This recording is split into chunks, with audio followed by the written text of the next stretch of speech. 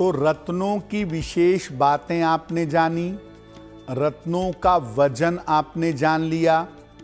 अब ये जानिए कि रत्न अगर आप धारण करने जा रहे हैं तो उनका सही तरीका क्या है। देखिए, रत्न बन जाने के बाद उसे कटोरी में गंगा जल में कम से कम आधे 1 घंटे या कच्चे दूध में डुबो लें। इसके बाद इसे साफ पानी से धो लीजिए। इसके बाद इसको ईश्वर को समर्पित कर दीजिए।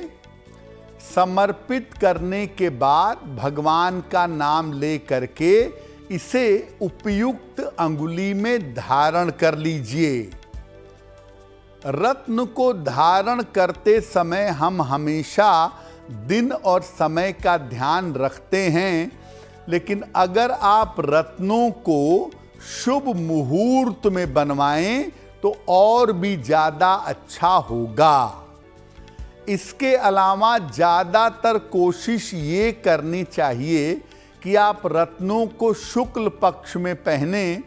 हालांकि पहले भी आपको बताया कि बाकी रत्न तो आप किसी भी पक्ष में पहन लीजिए, लेकिन मोती को विशेष रूप से शुक्ल पक्ष में ही पहनना चाहिए।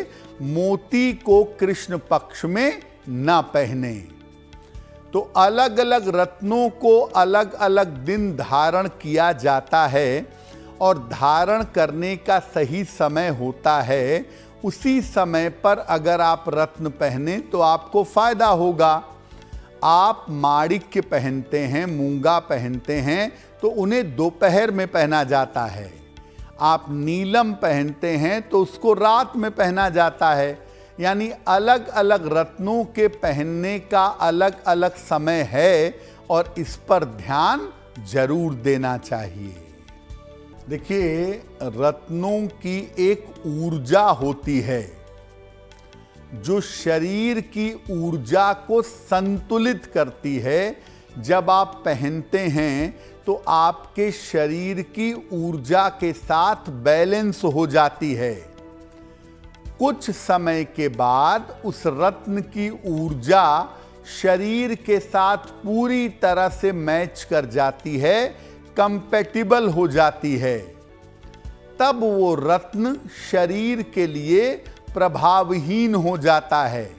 जैसे आप कुछ दवाइयाँ, खासतौर से एंटीबायोटिक लंबे समय तक खाइए तो कुछ समय के बाद एंटीबायोटिक काम करना बंद कर देती है, क्योंकि शरीर इम्यून हो जाता है।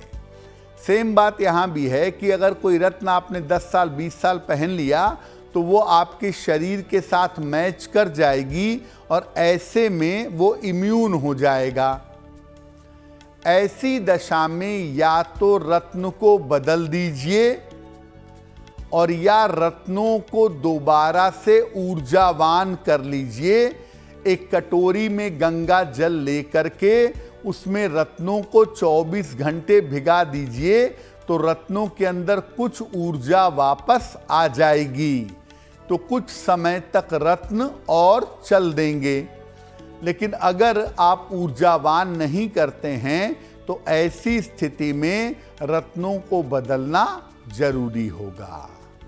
देखिए, मान लिया आपको माणिक्य की ज़रूरत है और कोई माणिक्य पहना है, उसने आपको निकाल कर दे दिया, तो आप उसको सीधे मत पहनिए। पहले उस माणिक्य को 24 घंटे तक गंगा जल में या कच्चे दूध में या तांबे के लोटे में पानी भर करके उसको 24 घंटा भिगाए रखिए। उसके बाद आप दूसरे के द्वारा पहना गया रत्न पहन सकते हैं, बढ़िया काम करेगा। लेकिन मान लिया किसी व्यक्ति की मृत्यु हो गई और मृत्यु के समय उसके हाथ में पुखराज था या कोई रत्न था, तो मृत्यु के समय जो रत्न हाथ में होता है उसको कतई नहीं पहनना चाहिए। ये आपके स्वास्थ्य पर और आपके जीवन पर संकट ला सकता है, क्योंकि ऐसी स्थिति में रत्न के अंदर सारी निगेटिव चीज़ें इकट्ठा हो जाती हैं मृत्यु के समय में। तो ऐसे में आप रत्न मत लीजिए अगर किसी व्यक्ति के देहांत के समय रत्न उसके हाथ में है।